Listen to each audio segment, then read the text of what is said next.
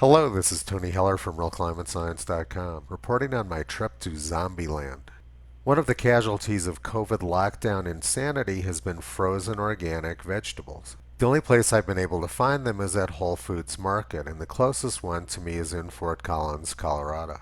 So I took a trip down to Whole Foods Market in Fort Collins on Sunday night, and I was also celebrating a friend's birthday down there. Many of the people in that store looked like they were living through the worst pandemic in history, and they were certain that the only thing keeping them alive was a little piece of cloth over their face. The reality is that not a single person under the age of 45 has died in Larimer County from COVID-19. The people shopping in that store are more likely to die from falling off their bicycle than they are from this disease. Because of their social distancing rules, the checkout line literally wrapped halfway around the store.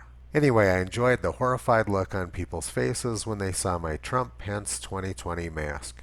Then we went to an excellent but very depressing movie called A Call to Spy. There were only 4 people in the theater because people in Fort Collins are too scared to go to the movies. The story was centered around the German occupation of France during World War II. What was so frightening about the movie was the parallels to what's going on in the world today.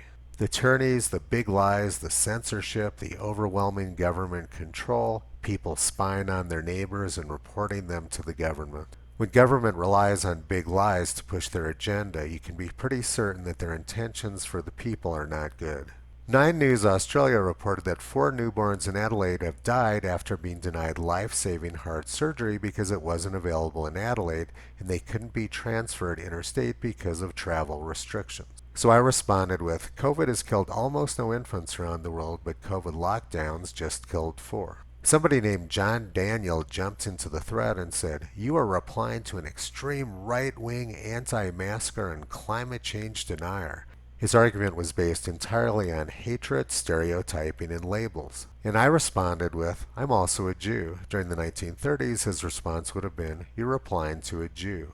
Hate groups all use the same tactics. During the 1930s and 1940s, the people who were the target of the hatred were forced to wear little cloth stars.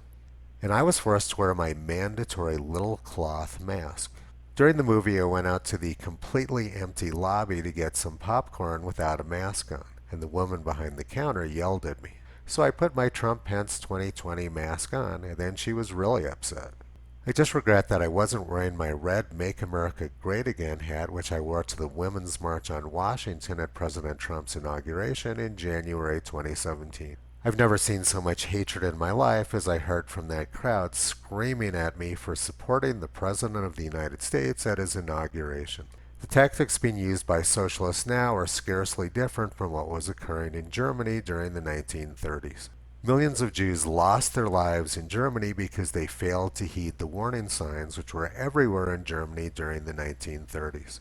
Toto is not ignoring the warning signs, however, and he's alerting as many people as he can. You can visit Toto and Kyrie on the web at realclimatescience.com.